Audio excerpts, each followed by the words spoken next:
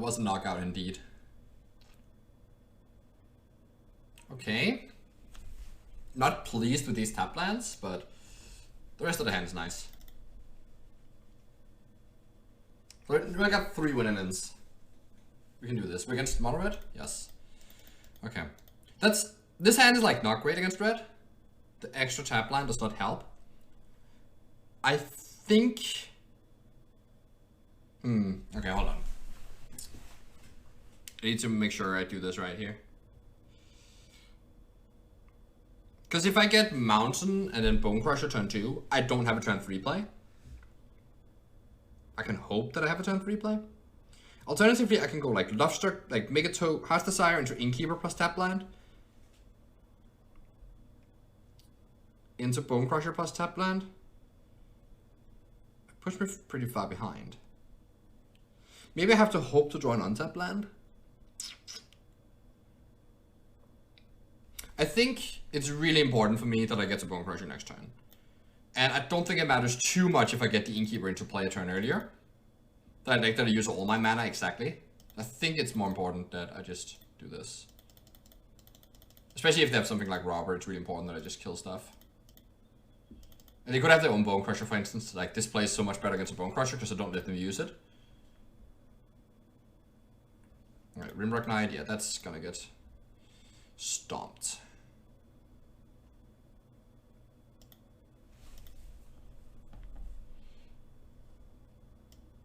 Okay. That's pretty nice. I'm probably just gonna play out Bone Crusher next turn then. There's a couple different ways I can do this. I could also just like play Lovestruck, which would not be like that bad of a line. But the Lovestruck Beast, like, it's actually presenting a lot of value with the Clarion Spirit too. Because it's like multiple spells. Ah, I didn't have Rubber.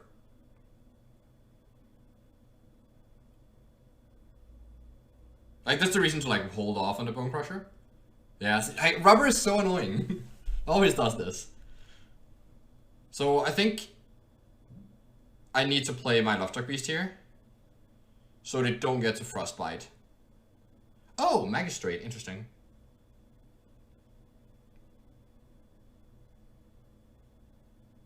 Actually, it still gets a Frostbite, but I think it's less bad if they have to spend their entire turn killing my Lovestruck Beast.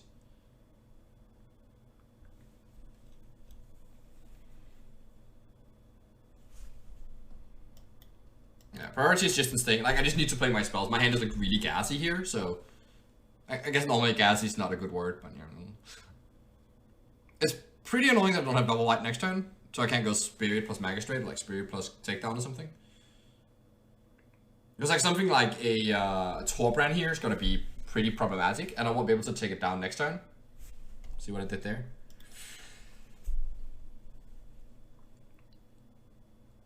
And kind of what I want to do next turn is like Innkeeper plus Bone Crusher, which is not casting up my white spells. And that's an issue, because like I'm gonna get clocked up with 3 white spells in a hand that only has 1 white source, so it's really important that I get to spend my white cards while I... Like, if I cast... It's pretty good that I get to play 1 white card each turn when I'm in this spot. So next turn might just be Clarion Spirit plus... Okay. So to do this now, I guess they're gonna Frostbite plus Stomp. What they hits... No? Oh yeah. Well, I think I'll take this block here.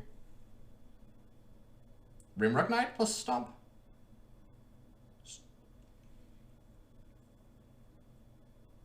Oh, they have the Frostbite now? No, it is Rimrock Knight. Okay. I mean, I'm very happy with this development. Especially since I have, like, the Magistrate now. Okay, this changes things for me.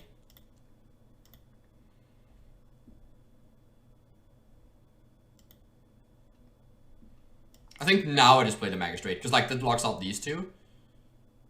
I can play Magistrate plus 2 Innkeepers. I think that's worth doing. They don't have a Frostbite now, I know that for sure. So if I draw a land here, I get Spirit Bone Crusher. If not, like if they for instance play a Torbrand, I can just like Bone Crusher, hope to draw an untap land, and take down.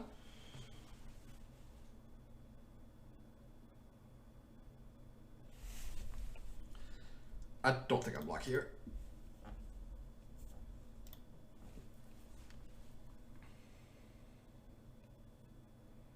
Anax? Okay. So that's nice. So I need to like not get Ember Cleaved. Which I guess is a tall order.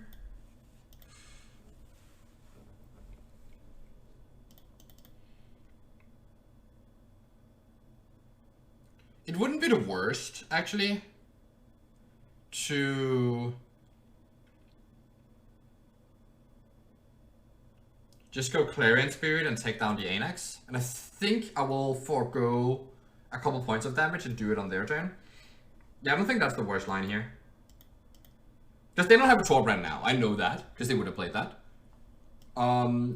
If I just go Clarion Spirit Bone Crusher, and they have a Cleave, that's actually a problem for me. I think. Maybe not. No, it's like 12 damage from the Anax.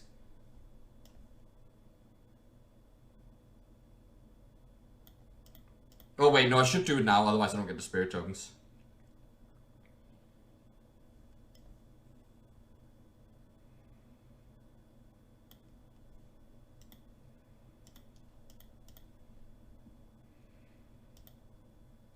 I'm not quite sure this is right. I'm not blocking with the Innkeeper, I could block with the Magistrate, so I think I'm gonna attack like this. I could block with Magistrate, yeah. Even though it's currently doing a lot of work here.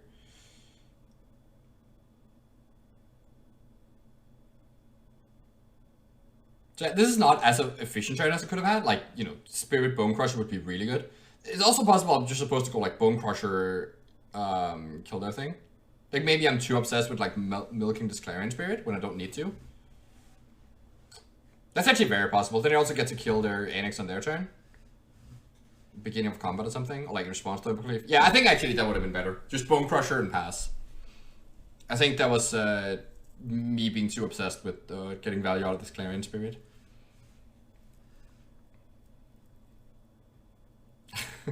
I'm just thinking now if they like have a random main deck a Crown War and still my Magistrate, I'm just like screwed.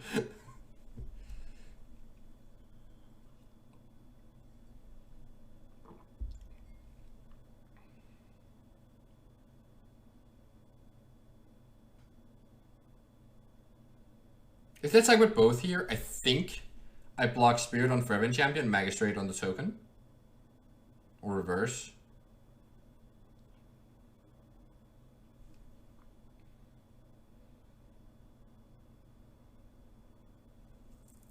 Oh. Huh, interesting. Right, this is also interesting. I'm suspecting this means Ember Cleave. Man, so many triggers. Ooh, that's a good one. That's another good one.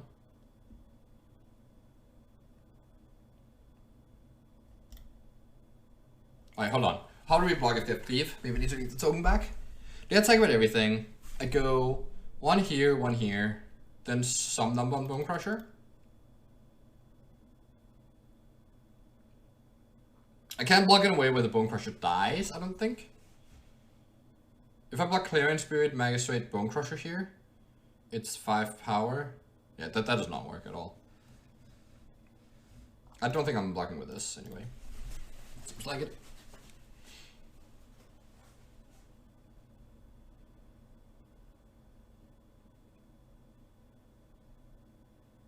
Okay, now they don't even need to suicide attack the other ones.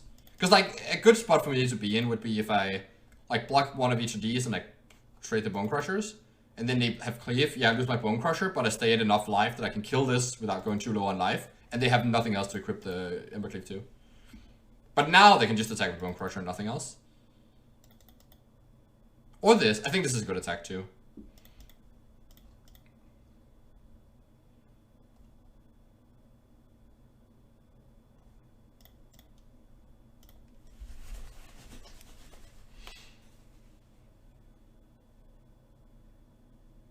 Not sure if the double block with spirits is like worth doing. That's probably fine. Because that means they don't have anything big to put the cleave on. But by the way, this is a very clear cleave attack. So I'm just gonna play as if they have it. So yeah, they put it there as expected. I go to 6 life. The token dies. They're also like, I have a lot of damage coming back here.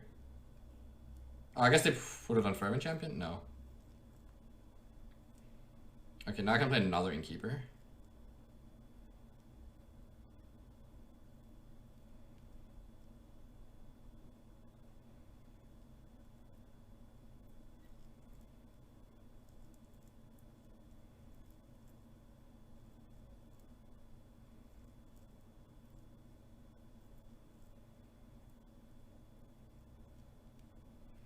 If they equip the Fervent Champion, I can block with Giant Killer, Magistrate, and a Spirit token.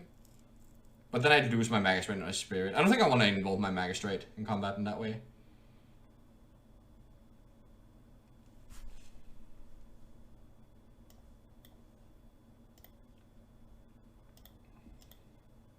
So I think I'll draw my cards before I decide what to do here.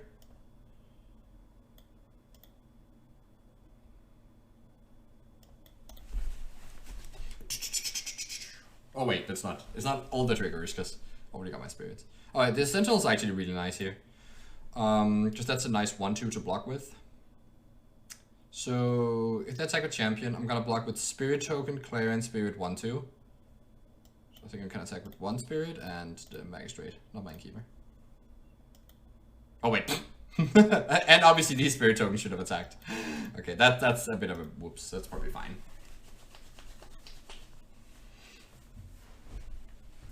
And maybe, yeah, I could have gone more aggressive there, but doesn't matter. Wait, that was the game, right? No, that was game 1. Okay, okay. Calm down. So we still have our game plan here. Caught the Spellbinders, caught a Magistrate, 2 Spirits, a Forest.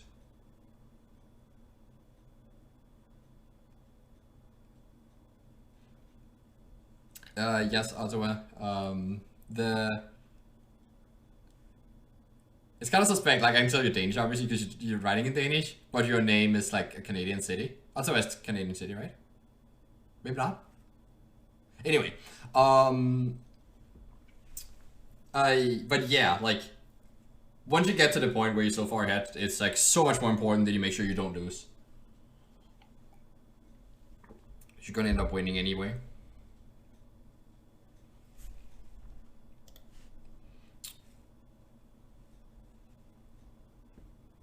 Alright. That's kind of embarrassing that I was even like, you know, in doubt whether or not it was a city when it's actually the capital. But it's true, it's one of those like countries where the capital is like not at all the biggest city. Yes, this is my game plan.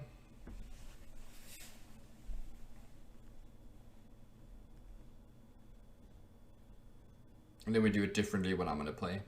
Last time I did like not having River Part, which is interesting. I'm not sure if that's correct.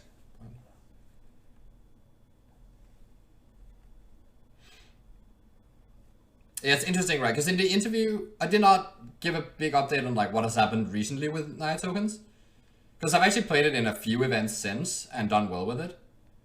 But at the Kaldheim Championships, the version we played there was really bad. I think that's like entirely my fault because I was the one in charge of like building that deck.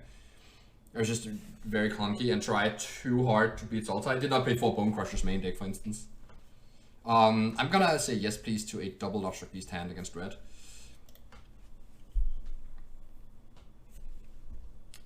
And once again we draw the Sentinels on 1. Nice. Maybe it gets frostbitten. No?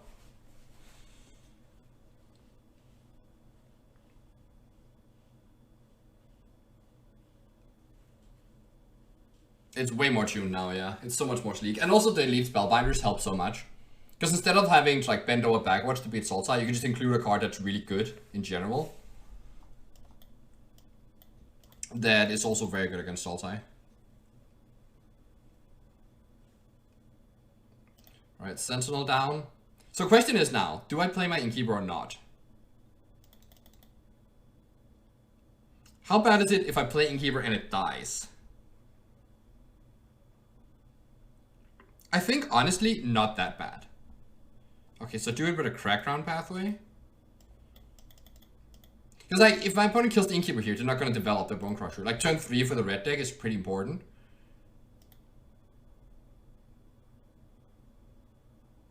And so yeah, they're just like not using the mana optimally. And I get to get ahead with a Lovestruck Beast here. Okay, well, I guess they had a 1-drop too. Oh, and I draw an Innkeeper anyway. Actually, I only have 1 white source. I did not even realize that. That's okay though. So we just play this big guy.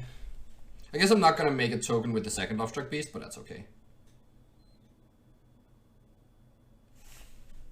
Whoa.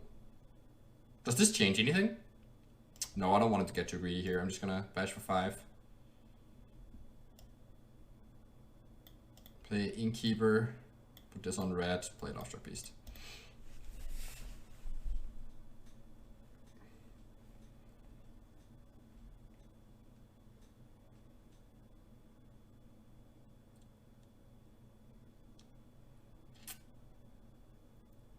Alright, so now I think I attack with... Ooh, that's a really good draw.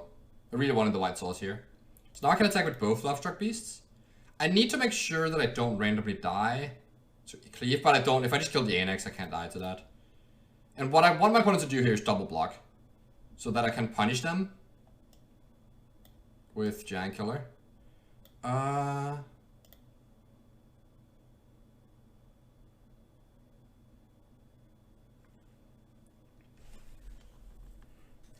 think I want to play around a removal spell on their Fervent Champion. No, I don't know. They just seem to pass so quickly. I don't think they have it. Also, if they had removal spell, they just kill Innkeeper, right? I think I'm gonna do this. But yeah, if they can kill one Fervent Champion now, they stop the Giant Killer, and then actually like the double block goes through, and it's like pretty bad for me.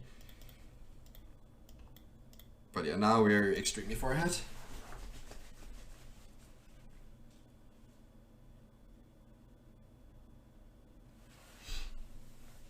Yeah, exactly. Like that's the play pattern where like you can't play Innkeeper plus Lovestruck Beast on turn 3. So yeah, I have to plan it out. Usually the play pattern is that you play your Innkeeper alongside Adventure Creature on turn 4 when you draw multiple Adventure Creatures. So like the first one you don't get to draw a card off, but then you get to like save your Innkeeper to guarantee a card off that. Well, 7-0. Nice. Yeah, that's it. Like when you draw the double Lovestruck Beast hand, even though I was on the draw, because I played on my Innkeeper turn 2 and made my opponent remove it so that they didn't get to develop their board, I got to like flip the script and actually like attack here and not be the defensive. So that's all. Like the double Lovestruck Beast hands are so good against red. And then when you draw triple Innkeeper too, like, you know, that helps.